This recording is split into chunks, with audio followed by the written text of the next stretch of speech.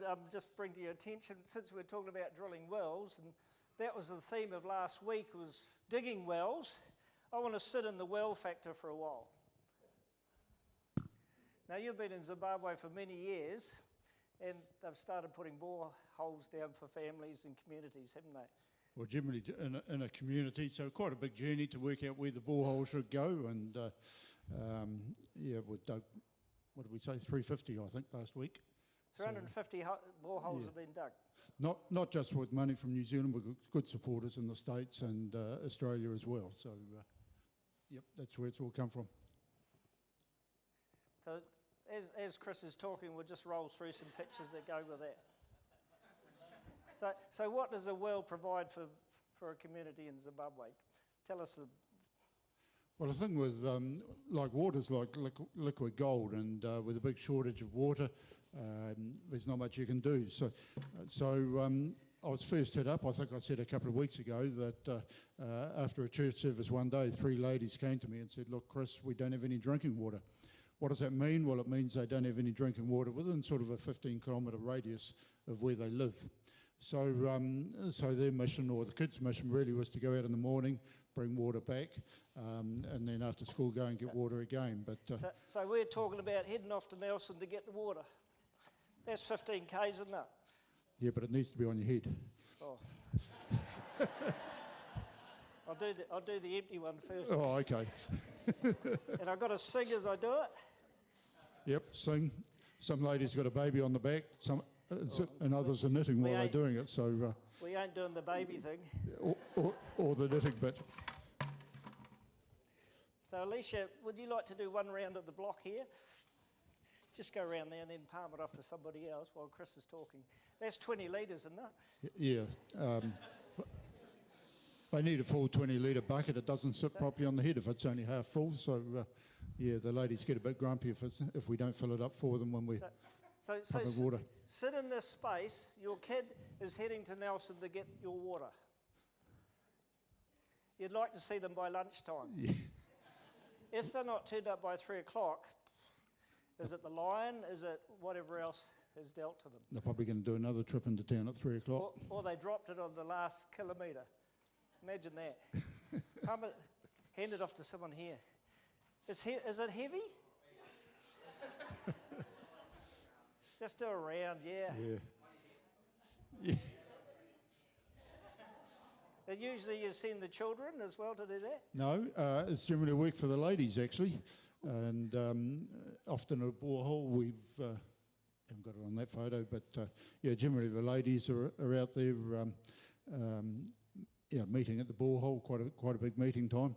There's a photo of the kids, which hasn't quite come up yet, but mainly ladies, but the kids are also involved. How's it going? Is that heavy or? Funny, because it's probably 20 kg, so just put it there. Otherwise you haven't quite done 1k yet. Somebody soon. So it's a big deal for a bore. Well, what a borehole does is provide clean drinking water close to home, but it also provides water for watering the vegetables. Also provides for sanitation, washing hands and that sort of thing when they get dirty. So borehole's really important. Water's really important. Absolutely. So personal question, what are you most proud about being involved in this story here?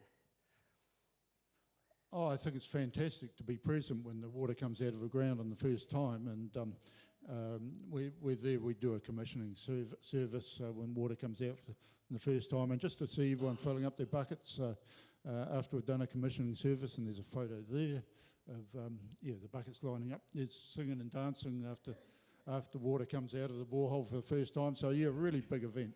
Heaps of fun. So I just enjoy seeing people getting full buckets of water and they don't have to walk so far home. Absolutely. Hey, put your hands together for Chris. Thanks, Chris. Oh, you're in order.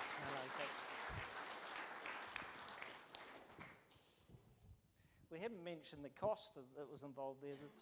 You've done 350, they're 6k, are they? Or 6,000 US.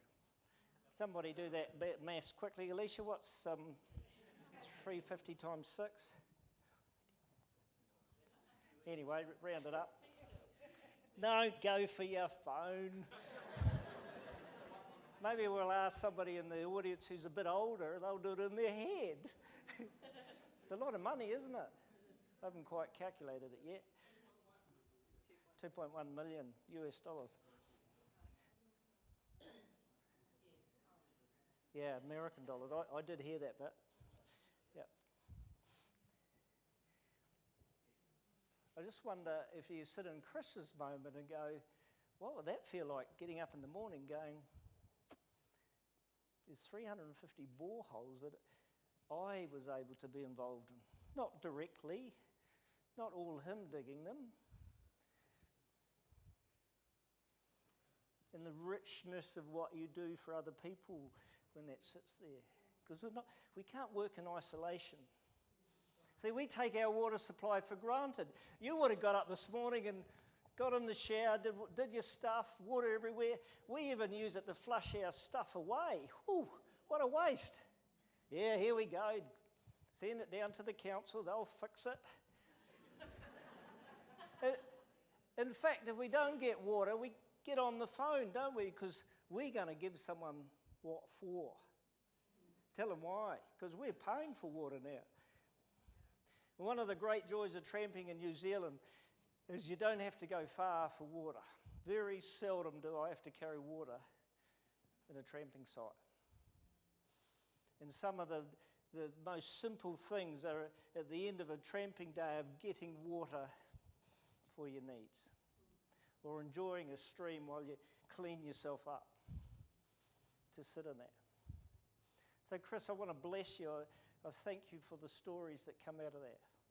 And sit in the fact that that child did not have to walk to Nelson. That village did not have to walk to Nelson. We'd take the bus probably, but hey.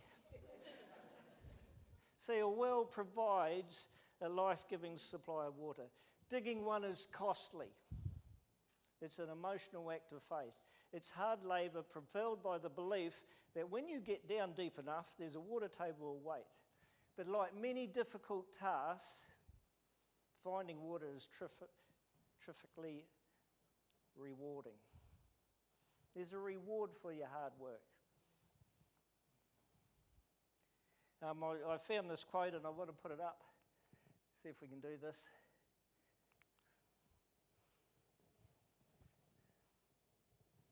I thought, well, Chris had a birthday the other day and I'm having mine today. Experience is a wonderful thing. It enables you to recognise a mistake when you do it again. Whew. I was quite chuffed about that. So I want to pick up from Jono redigging the wells from last week and pick up with this sermon and allow me to continue with those thoughts. Now, you know that I'm a big picture person. Like when I sit and talk to you, I like to talk in stories around pictures.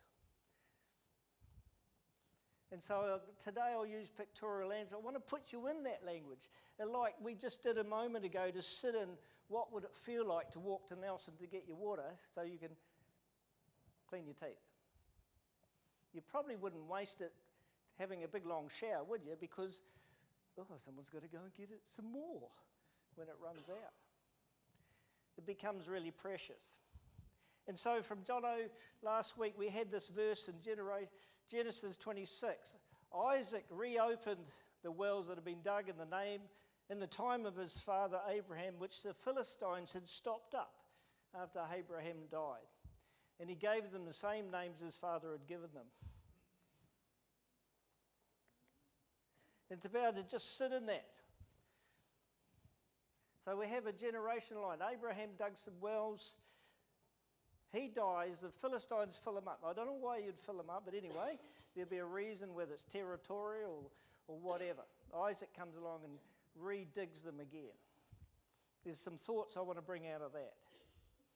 I also want to talk about our personal journey for Sharon and I. In December this year, we're going to be married for 40 years.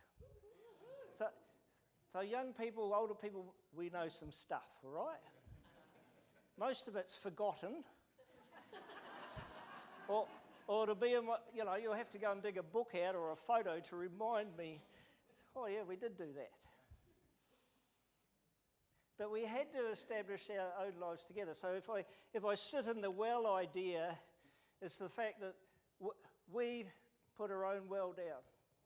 Can I go to the next one? Yeah, that's not me, by the way. It's not a picture of it. But each of us have got to be responsible for finding the source of life-giving to put a well down. So I dig mine. I invite Sharon to come and join us. We collectively work out of the same well. We work together. We establish our own. We withdrew from our parents' well and set up our own. And I remember the deliberate choices that we made from our parents. We actually sat and looked at our parents' life and said, no, not doing that. Don't like the way they do that. And so we make decisions that were different to theirs. It might be around things like, well, they didn't have a budget. Probably we need one. Or holidays were different. Or the rhythm of life is what you establish. Isn't that so remarkable that two people can get together and you can write the story from then on?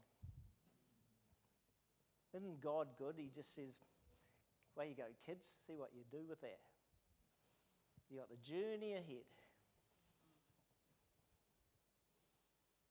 And then our family came along, but this next picture is not actually what our family did when they came along.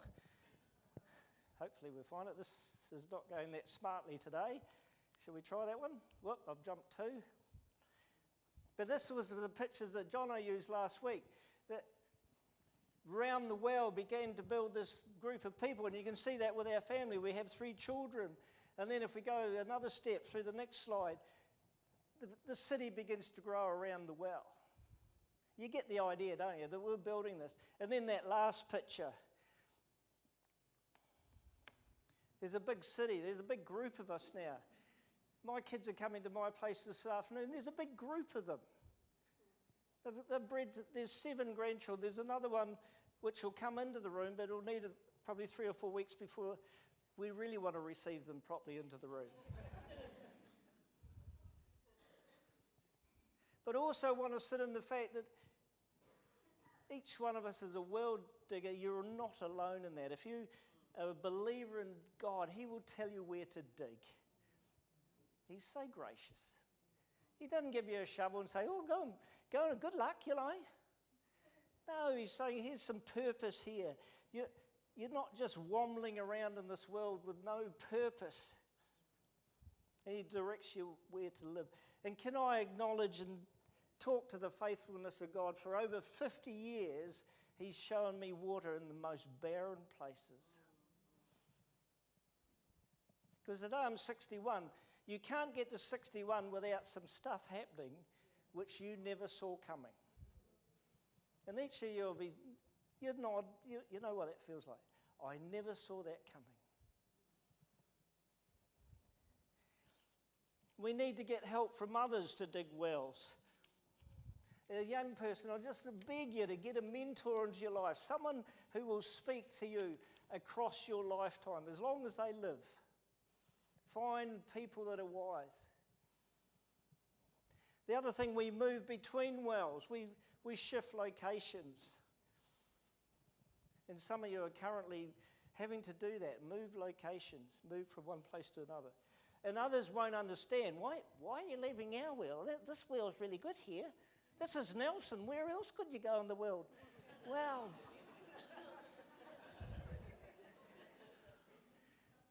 sometimes you've got to move on and dig another well.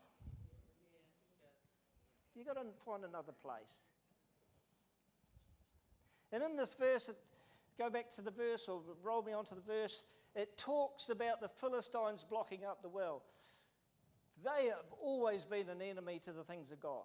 If you understand your Bible and read through it, from the time they left Egypt, the Philistines were involved. They were a force that stood against the things of God. So these things are going to block wells, without a doubt. There'll be someone trying to stop you reaching the depth and pure water that you desire for your life. They were always an opposing force against God's people. They were also used to bring judgment on the people of God. Because that's a good one to hold back here. Lord, am I in a place that you're really wanting to teach me something? It's interesting to see that Isaac redug the wells after his dad died. Here's a great thought. You will have to defend your own well. You'll have to defend it. That'll be the values, the morals, and whatever you stand on, there's a defending. And how cool it is when you live and breathe the Word of God to know that these are God-ordained things that I'm living on, I'm standing on, my values is set.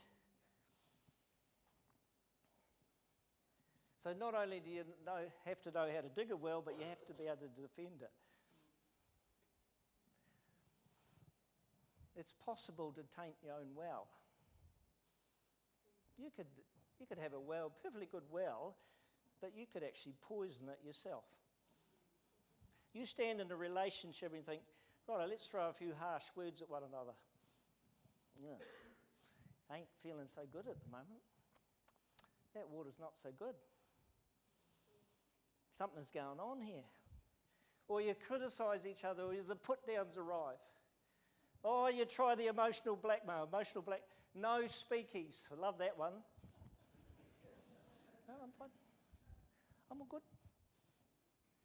So you shut down on the person that you love the most. Emotional blackmail.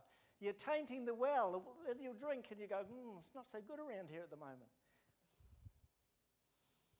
Or you do the what's wrong question and they go, nothing. Yeah, that's a big trap for a male, isn't it? What's wrong, dear? Nothing.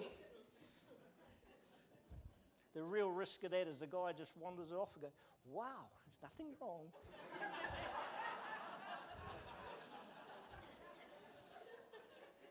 Just amazing. Imagine you're throwing some excessive spending in here and then suddenly the budget we were working to is blown out and some note. You're throwing a bit of addictive behaviour. We've got a society full of it. I want to note here that we're the most medicated generation in history living in New Zealand at the moment. So how do we medicate? There's the anxiety coming, there's the anger, the drug use, gaming, pornography, whatever. But it taints the well. And what I would just speak into your life now and say, have a look what's blocking it up. Allow it to be unplugged. Does the quality of your place need to change? And where are you drawing your life resources from? What are you hanging on to? Is this part of your day? Is this part of your life? The words of life? Oh, I was going to get to it last week, but I didn't. See, if you compared how much time you spend on your phone to how much is... Ooh, that's a hard shot, isn't it? Sorry about that. The other thing, we need others in our lives to determine the quality of our water. If we're at TDC here, they will test every day. Adrian's there, you test every day? Yep. For Nelson? Correct? Yep. And the tests get sent off, you don't get to touch them or anything? Add a bit of lolly water or be a bit better with lemonade in it or something?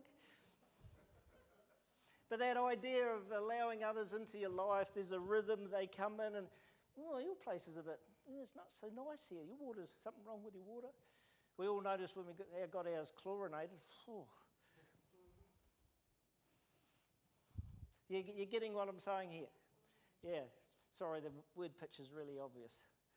But where are you drawing your water? What sustains you? And what's bringing you life? If Jesus would say to you, come to me, those that are weary, are burdened, I will give you the rest. Take my yoke upon you. Come and learn from me. Come and saddle up to me. I'm gentle and humble in heart, and you will find rest for your souls. It speaks of that just that amazing place to be when you're tired.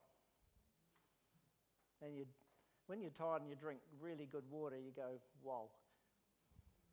You're on the top somewhere, you find a tarn. That's got some wow factor to it. So wells are central to our lives. As the picture showed, you can build a whole city around a well. And some of you are. The breeding program's amazing. There's a whole city sprung up. You don't have to go far in the generational line to find there's a lot of people. You go to my dad, he's from 14, mum's from 7. I'm one of 63 cousins on this side. Oh, you want to get lost in a family? You get lost real quick like that. So we build around that. I'm going to take you to Ephesians 1:3. If you've got a Bible there, have a look. We're talking about this well being a blessing, and Ephesians 1:3 says, "Blessed be the God and Father of our Lord Jesus Christ, who's blessed us with every spiritual blessing in the heavenly places in Christ." Wow, blessed. He's blessed us with every spiritual blessing. For he chose us in Christ before the foundation of the world, that we should be holy and blameless before him. Holy and blameless before him. He chose us before the world began. Another version says, he chose us in love to be his holy people, people who could stand before him without fault. And doesn't that verse draw you in? We can go one more slide, just have that verse on its own. They're drawn into his family to be his holy people. The thing I'm just loving about sitting in this verse, and I've taken you there today, is the concept that before the world was laid out, what did he do? He chose me. Now, if you want a big moment in your life at the moment, you sit in that. You go and thrash that out. Before he laid out the foundation of the world, before he spoke creation into being, this is going to deal with evolution and all the other stuff at the moment. You have to wrestle with that. Did he really choose me? What a rich, rich thought. Just stay in that today. Take that verse with you and say, really, did God, before the world began, decide to choose me? And put me in this place at this time? Because that eliminates mistake, doesn't it? And the fact that, I've got no purpose. I have no meaning to be here. Whoa, whoa, whoa, whoa. You hang that on your wall.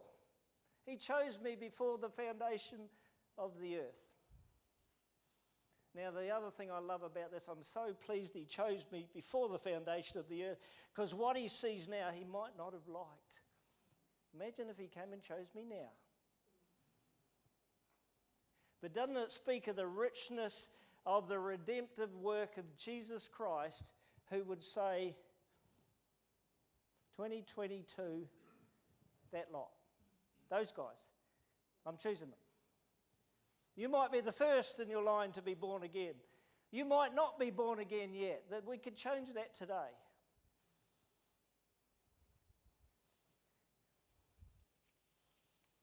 God shows us. It means a deliberate plan. It means no mistake, no accidental. And we're connected to all those that went before us. In the Bible here, there's some really boring bits about the Begats. Have you heard about the Begat family? Oh, you go in there, I've forgotten which, probably Leviticus or something, and it talks about a family line. Well, it's pages long, but it's all your heritage, your journey. I want to take you to this poem that I came across. If you can shift that slide through. Carla Miller. We all travelled through the bodies of many relatives to arrive here. All of us wearing those who have passed fresh on our faces. Yeah, I think I've got a bit of my granddad now on this face. And we are the next waves of a tide that has been a long time coming. or been coming for a long time.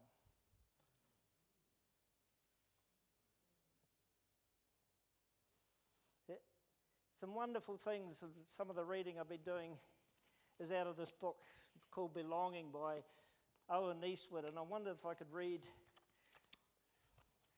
This is the concept of whakapapa, of our belonging. We're a long time coming. We're here today. It's our turn. We're sitting in this space. It's our turn. We're buried Grandad. We're buried Great-Granddad. I didn't see any of those. That side's gone. It's your turn now. You're in the sun. So this is what I discovered here. I'll read it to you. To understand whakapapa in this way, each of us are part of an unbroken chain of people going back and forward in time, back in our first ancestor at the beginning of time, and then into the future at the end of time. Each of us are in this chain of people, having our arms interlocked with those on either side. We are unbreakable, together immortal.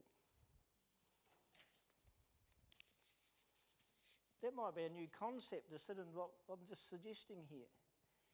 But there's no mistake in the plans of God. Your family heritage got you here. You want to see whakapapa in another context.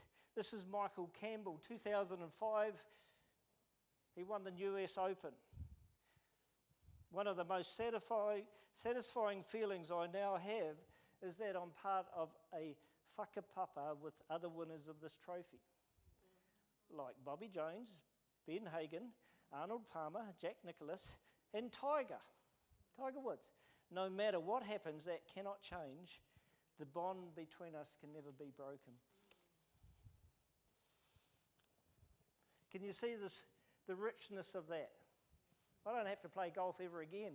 I'm in the group. My name's on that cup.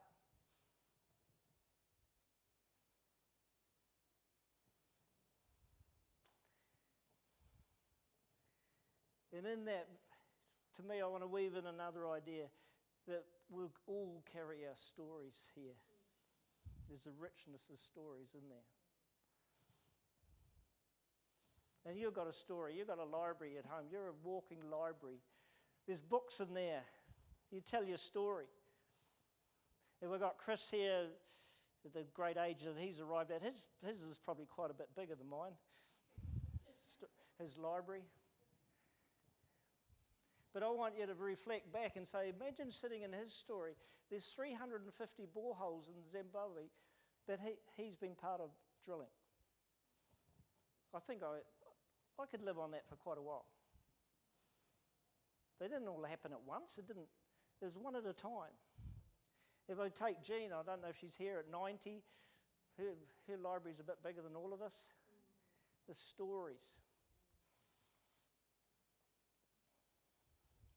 And if you don't know, part of my job is to sit with people in the counselling realm. Well, we sit in stories, don't we? That's what comes out. We begin to tell our story. So each one of you are walking libraries. Some stories we don't like. Well, I'll pull out this little one here. Don't like that bit.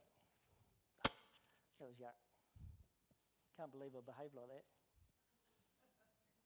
Can't believe they behave like that. Well, I can actually, but I can't believe I behaved like they behaved. And if I could travel again through that story, I'd do it differently. We've all got those, haven't we? I want my story to be different. If only I'd done this, if only I hadn't done that. I wish I'd made a better choice. And we have shame and brokenness begin to ooze out because, well, if you knew my story, you wouldn't like me. So it just gets pushed to the back, shove it down the back, cover it up. Cover it up with a better story. Each of us are trying to find a version of ourselves that we could look up to. Hold on to that thought. What are you doing? I'm trying to find a version that I can look up to.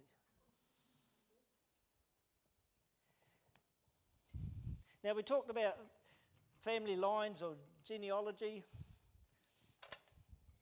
I'm going to try. Oh, no, I won't try very hard.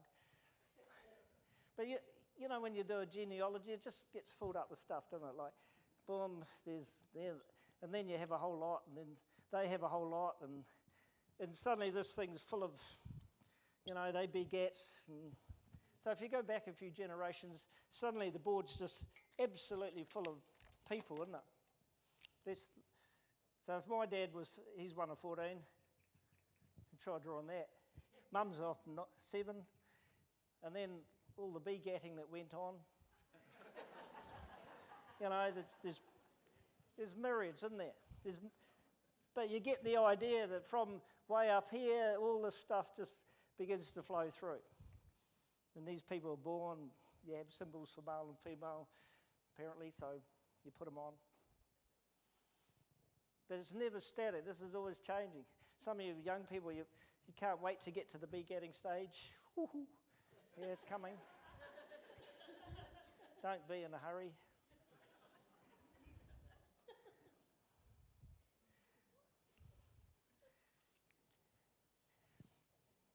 So you've got this laid out behind you. You're getting the concept that we're not alone, are we?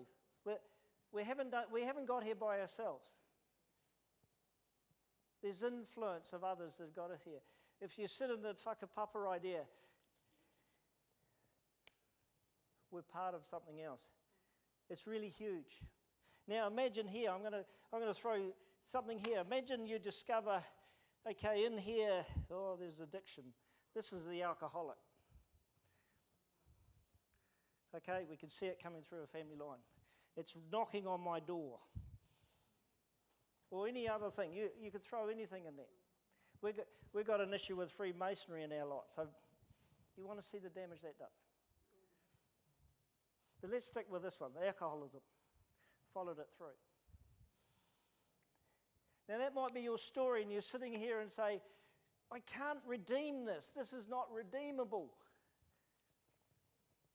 In fact, if I go back, I can't even talk to these people because they're dead.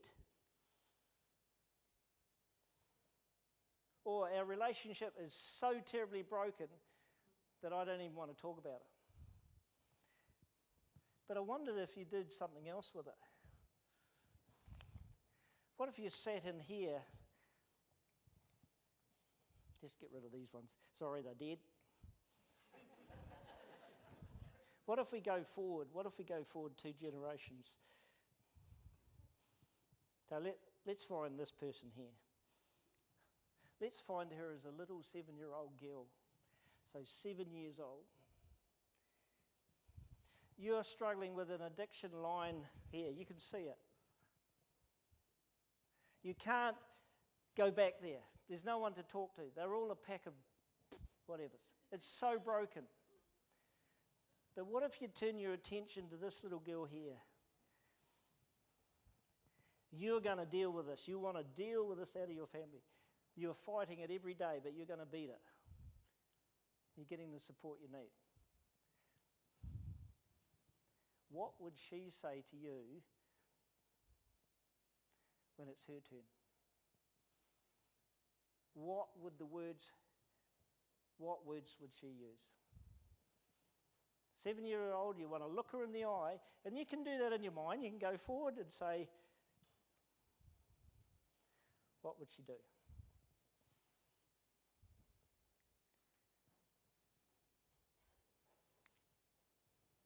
And if you think about your generational line and you think about your brokenness, and the wonderful thing about Jesus is his ability to redeem that. But I wonder if you sit in this moment here, and I want you to turn to a neighbour and say, I think this little girl would tell me this.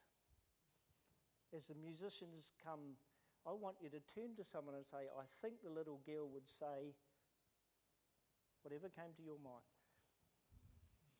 I'll give you a minute.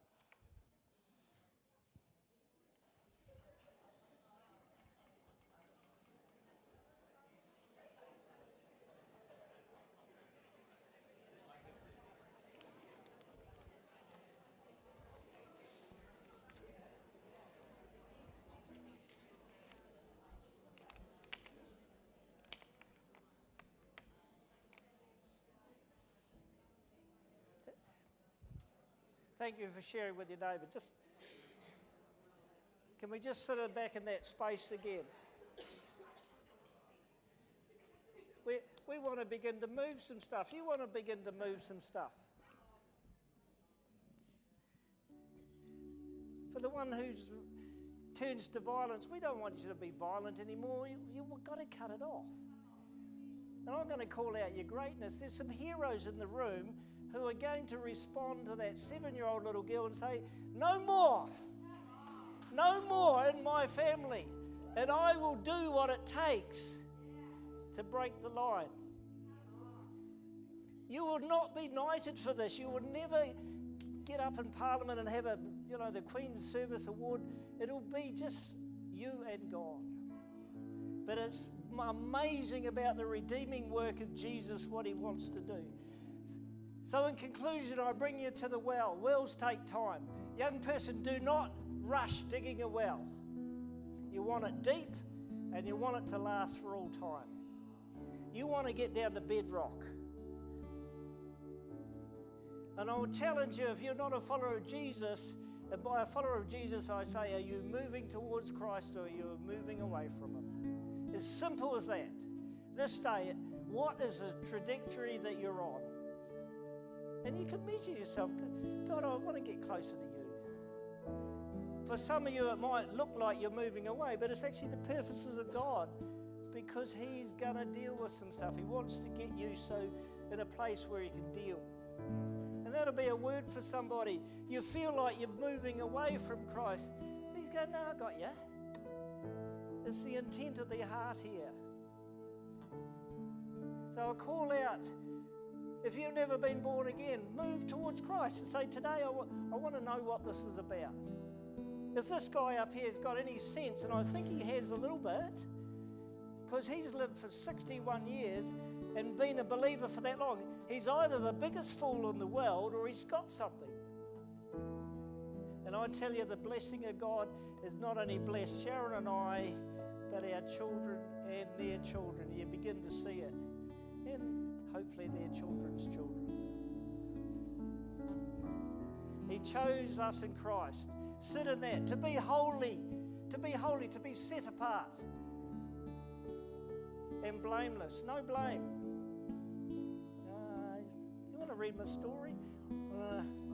The wonderful thing about Jesus. You know what? I've discovered Jesus doesn't come along and say, righto, let's take these books out because these are the bad ones. Whoop. Chuck them on the floor. No, he leaves them all there. And then in time, what does he do? He takes us back into them and he rewrites them like he would like them to be, with his name across them. And to tell you that I saw you when you were broken. I saw you in that mess. I saw the tears. And he said, but today it's a different story.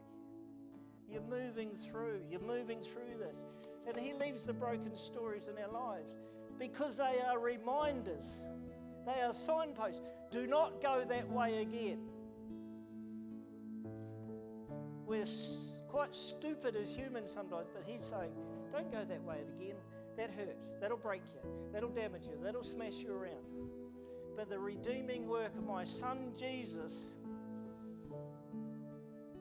works on our collection of our stories.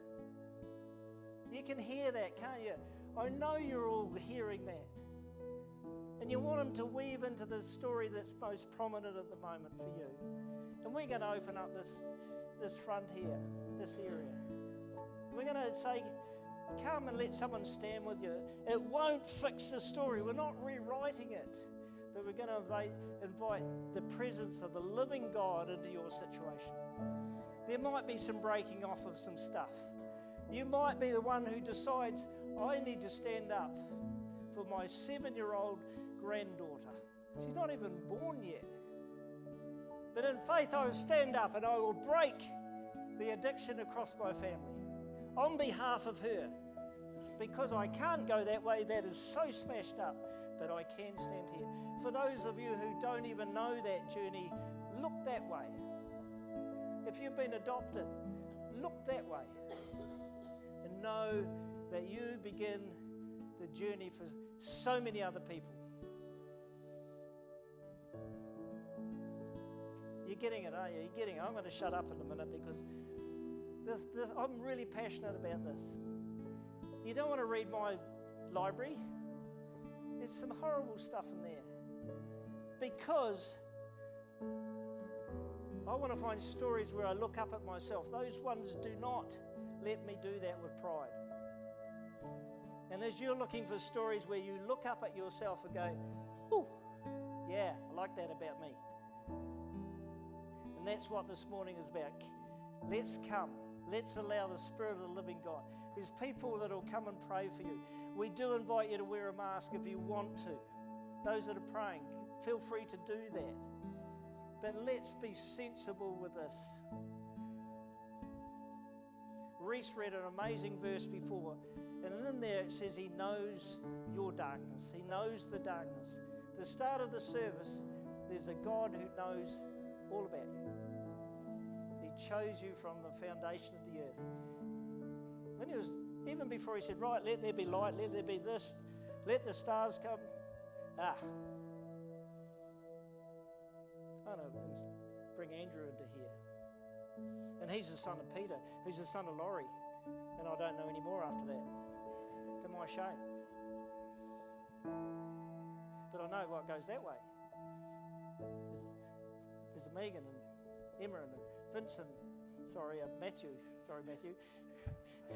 He's sitting in the room.